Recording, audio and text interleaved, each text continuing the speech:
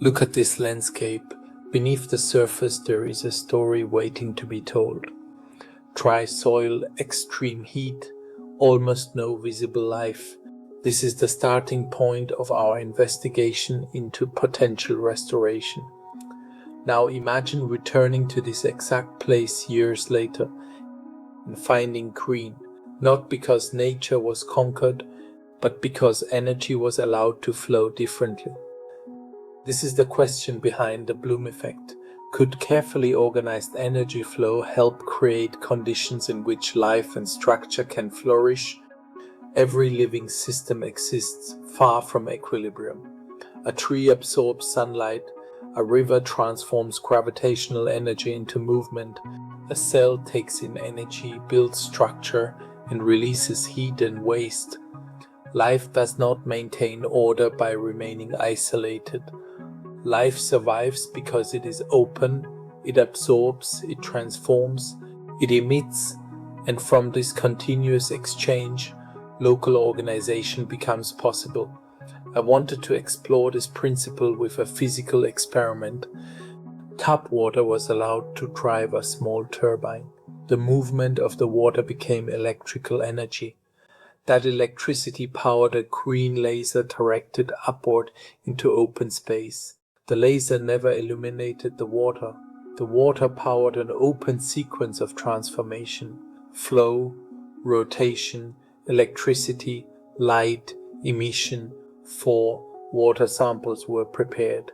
Untreated tap water, turbine only, turbine with a 50 milliwatt laser, and turbine with a 200 milliwatt laser. The samples were sent for laboratory crystal analysis. 50 frozen droplets from each condition were photographed and classified. The 200 milliwatt sample produced 4 crystals classified as beautiful hexagons, the highest number among the 4 conditions. Both laser conditions produced 9 total hexagonal formations. The untreated control produced 6. These first observations do not complete the investigation, they begin it. I am now developing a controlled potentiation method and a stronger experimental protocol with multiple independent samples, coded labels, blinded classification, and repeated testing. But behind this small experiment stands a much larger vision. Across our planet, energy is already flowing through sunlight, through rivers, through wind, and through the technologies humanity creates. What if future systems could work with these natural flows? What if technology could become less extractive and more regenerative? What if the energy moving through our world could be transformed in ways that support resilience, structure, and life? Could damaged ecosystems recover?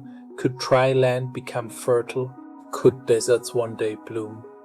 I do not present this vision as a finished answer. I present it as a question worth testing, a hypothesis worth refining, and a future worth imagining. Every forest begins with something small, a seed, a drop of water, a flow of energy. My name is Andre Fredel. This is the Bloom effect, and this is only the beginning.